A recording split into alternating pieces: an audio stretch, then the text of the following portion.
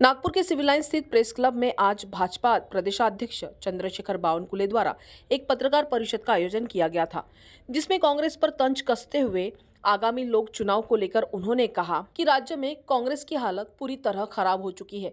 कोई भी अब कांग्रेस में रहना नहीं चाहता है। कांग्रेस में नेताओं का कोई सम्मान नहीं है, जिसके कारण उनके विधायक और नेता उन्हें छोड़कर जा रहे हैं। इसी के साथ बावनकुले ने कांग्रेस को आत्मनिरीक्षण करने की सलाह भी दी। आज या ठिकाणी उपस्थित असलेले या पत्रकार परिषदेसाठी उपस्थित असलेले महाराष्ट्र भारतीय जनता पक्षाचे प्रदेशाध्यक्ष आदरणीय बावनकुळे साहेब, या मंचावर उपस्थित असलेले चिमूरचे आमदार आदरणीय कीर्तिकुमार बांगडे साहेब, या ठिकाणी उपस्थित असलेले माजी आमदार आदरणीय देशमुख साहेब आणि आमच्या आदिवासी काँग्रेसचे नागपूर शहरचे अध्यक्ष प्रदीपजी मसराम, ग्रामीणचे नागपूर आदिवासी काँग्रेसचे अध्यक्ष दशरथजी मसराम,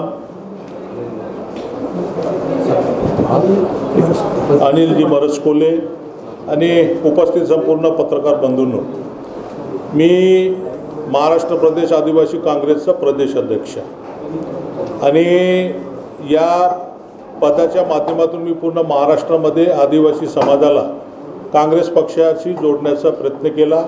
काही प्रमाणात मी यशस्वी झालो आणि आदिवासीसाठी राखीव असलेला गडचिरोली चिमूर हा लोकसभा क्षेत्र हा मानव विकासाच्या निर्देशांकाच्या बाबतीमध्ये अतिशय मागासलेला दुर्गम आकांक्षित मतदारसंघ म्हणून ओळखला जातो।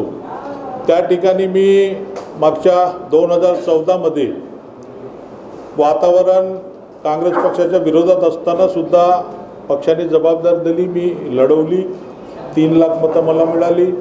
पुन्हा 19ला सुद्धा मी ती लोकसभा लढवली। त्या 5 वर्षाच्या काळामध्ये मी काम केलं जिल्हाध्यक्ष म्हणून आणि 1,42,442 मतं ही 14 पेक्षा 19ला जास्त मिळाली। आणि त्यानंतर सुद्धा मला 14 मध्ये लोकसभा लढवल्यानंतर मी सिटिंग MLA असताना सुद्धा मला विधानसभेची सीट दिली नाही। महाराष्ट्रातील सगळे लोक पडले, फक्त 2घच निवडून आले, बाकी जे पडले होते त्यांना विधानसभेची दिली, मला दिली नाही।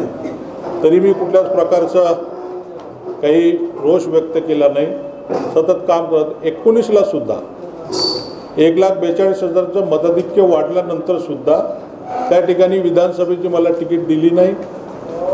नाना पटोले साहेब सारखे पडले, अशोकराव चव्हाण साहेब पडले, सुशीलकुमार शिंदे साहेब पडले, त्यांना विधानसभेची तिकीट दिली पण मला दिली नाही। आणि 14 आणि 19च्या विधानसभेमध्ये बाहेर क्षेत्रातील महिला उमेदवार दोन्ही त्यांना दिलं आणि त्या बाहेरच्या असल्यामुळे पराभूत झाल्या।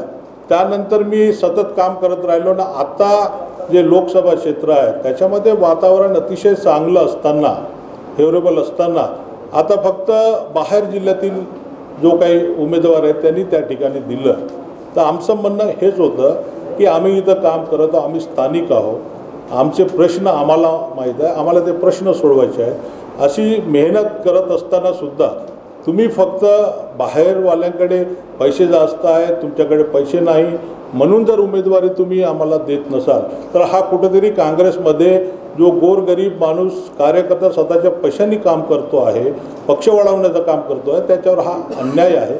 हा अन्यायाच्या विरोधामध्ये म्हणून आम्ही जर प्रदेश अध्यक्ष आदिवासी काँग्रेसचं याला जर न्याय मिळू शकत नसेल काँग्रेसमध्ये, तर सर्वसामान्य आदिवासींना मी काय न्याय देऊ शकू, म्हणून या सगळ्या बाबीचा विचार करून मी आज प्रदेश आदिवासी काँग्रेसच्या अध्यक्षपदाचा राजीनामा दिलेला आहे। आणि मला जे योग्य प्रकारचं वाटेल कार्यकर्त्यांसोबत चर्चा केलेली आहे। जी लोक आम्हाला संधी देतील, विकास करण्याची संधी देतील, आज त्या भागामध्ये मोठ्या प्रमाणामध्ये गरिबी आहे, बाकीचे वेगवेगळे प्रश्न आहेत आणि त्यामुळे जो पक्ष आम्हाला ती संधी देईल त्या पक्षामध्ये आम्ही काम करण्याचं ठरवलेलं आहे। कांग्रेस के प्रदेश अध्यक्ष ने आरोप लगाया आणि सर्व तुमच्याकडे उमेदवार नाही, सर्व इतर पक्षातले घेतलेले उमेदवार हिंदी में सर, ये हिंदी में असं एक आरोप कहा गया है कि दूसरों के यहाँ से चीजें लाते हो और अपना घर सजाते हो और अपना कह के डिक्लेयर करते हो। प्रलोभन शब्द इस्तेमाल किया गया है। इस देश में विकसित भारत का संकल्प को साथ देने के लिए, मोदी जी को साथ देने के लिए पूरा देश खड़ा हो रहा है। और ऐसे में कांग्रेस पार्टी के विधायक रहे, जैसा राजू पारवे जी है, नामदेव उसंडी जी पूर्व विधायक है, पद्मा करवड़वी जैसे पूर्व विधायक है, और आगे भी आएंगे, अशोक चौहान जी आए पार्टी में। देखिए, ये उनको आत्मपरीक्षण करना है। अपने जीवन जिन्होंने कांग्रेस में पूरा दिया, समर्पण किया है, ऐसे लोगों को नहीं संभाल पा रहे हैं। अगर नाना पटोले जी ठीक तरह से राजू पारवे को संभालते, ठीक तरह से नामदेव उसंडी का सम्मान करते, ठीक तरह से पद्माकर वड़वी जैसे नेता का मान करते, अशोक चौहान जी को जिस प्रकार से क्रिटिसाइज किया गया, ये उनकी गलती है।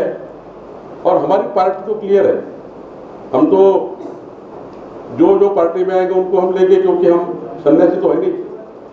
हम राजनीति में काम करने वाले एक बड़े पार्टी के लोग हैं। जब राजनीति के बड़े पार्टी के लोग हैं, तो हम जब भूषण जी जैसे नेता हमको मिलते हैं, बोलते हैं कि मेरा जीवन में आदिवासी समाज के लिए आगे लेके जाना चाहता हूँ, तो क्यों हम नहीं लेंगे।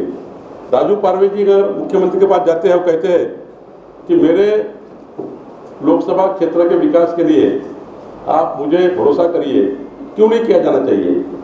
हम तो सन्यासी नहीं है, भारतीय जनता पार्टी मजबूत करनी है, देश के विकास को आगे लेके जाना है, और मोदी जी की गारंटी ली है। तो मुझे लगता है उन्होंने खुद का आत्मपरीक्षण करना चाहिए, क्यों उनके लोग चले जा रहे हैं, क्यों लोग छोड़ रहे हैं, क्यों राहुल गांधी पर विश्वास नहीं हो रहा है, क्यों राहुल गांधी पिछले आगे के 2047 तक प्रधानमंत्री नहीं बन सकते, 2047 तक राहुल गांधी प्रधानमंत्री नहीं बन सकते। राहुल गांधी का नेतृत्व देश और महाराष्ट्र, कोई उनका नेतृत्व आगे जाएगा ऐसा किसी को लगता नहीं है। भारत जोड़ो यात्रा में कांग्रेस पार्टी रोज टूटते जा रही थी और भारतीय जनता पार्टी मजबूत होती जा रही थी। राहुल गांधी ओबीसी का अपमान करते हैं, राहुल गांधी आदिवासियों का अपमान करते हैं, राहुल गांधी स्वतंत्र वीर सावरकर का अपमान करते हैं, राहुल गांधी विकसित भारत की बात करते नहीं है, राहुल गांधी मोदी जी के खिलाफ उनकी बात करते हैं। हमारे कांग्रेस के नेता रोज क्रिटिसाइज करते हैं, विकास की बात करते नहीं है। और भारतीय जनता पार्टी के साथ जो लोग आ रहे, मोदी जी के, देवेंद्र जी के नेतृत्व में आ रहे, उनको 100% मालूम है कि आगे 2047 तक इस देश को आगे लेके जाना है, तो केवल और केवल भारतीय जनता पार्टी का ही में जाना चाहिए, और अपना नेतृत्व और अपना कार्य सिद्ध करना चाहिए। ऐसा